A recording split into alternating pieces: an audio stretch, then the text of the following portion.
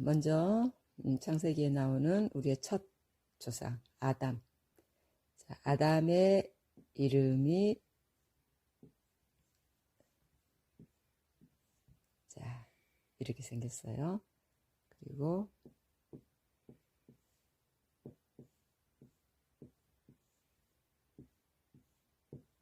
자, 이게 아담의 이름입니다.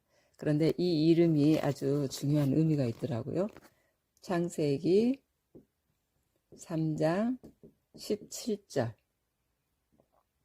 창세기 3장 17절에 있는 말이 이 글자 속에 그대로 들어가 있다는 사실이에요.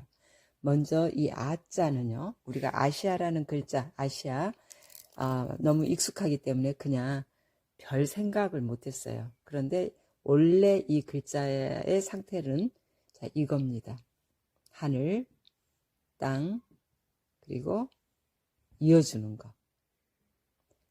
자, 이게 공이죠.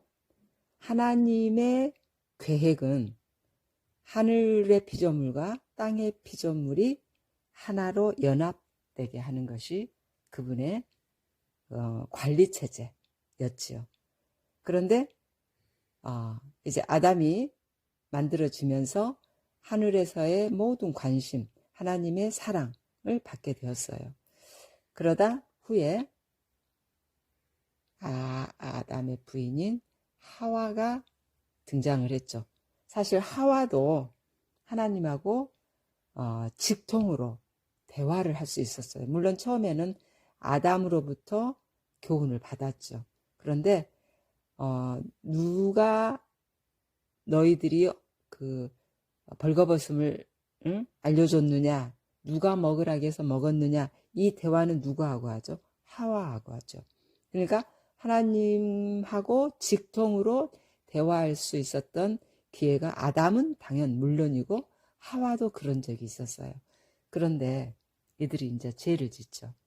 죄를 지음으로 인해서 이들의 위상이 어떻게 됩니까? 자, 이 글자가 되기까지는요. 자, 이 위에서 꽉 눌러버리면 이 글자 형태가 나옵니다. 그래서 이 글자의 그 사전적 의미는요. 버금, 아입니다. 첫째가 아닌 두 번째라는 얘기고요.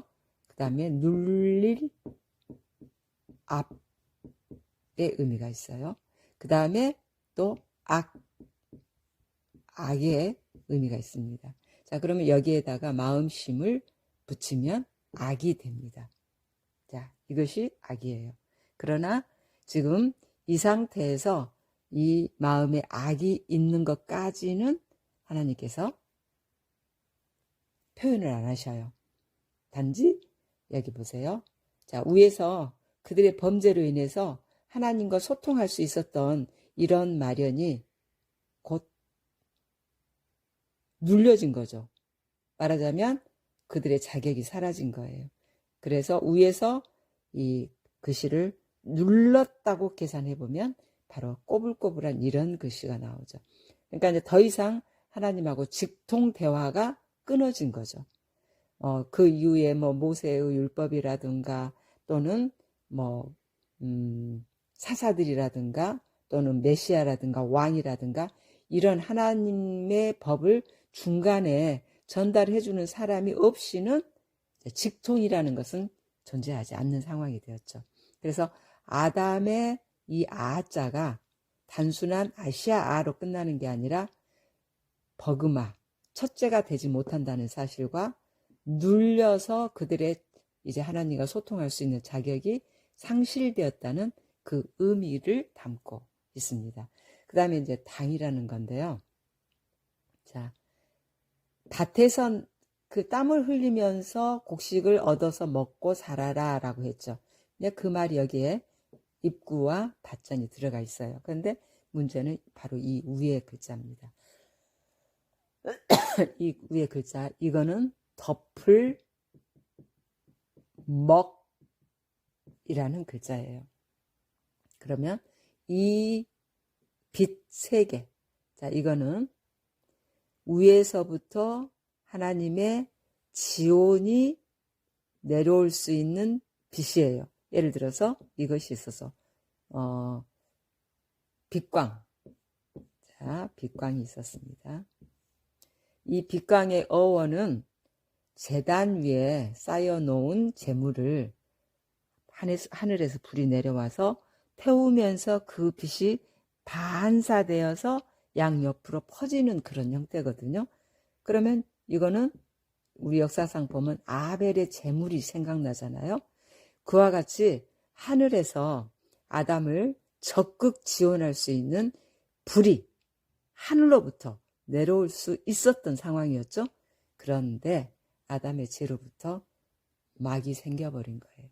막이. 이 불빛이 아담에게 더는 도달하지 못하게 덮을 먹이 생겨버린 거죠. 자, 그래서 하나님의 지원을 더 이상 아담은 받지 못하는 상태가 된다. 그리고 밭에서 나는 곡식으로 얼굴에 피땀을 흘리고 입에 먹을 것을 얻어야 된다 하는 이 말이 창세기 3장 17절에 그대로 들어가 있었던 거죠. 그래서 아담이라는 이 한문으로 된 이 글자의 의미가 바로 그런 성서의 깊은 뜻을 그대로 담고 있었다는 사실을 알게 되었습니다.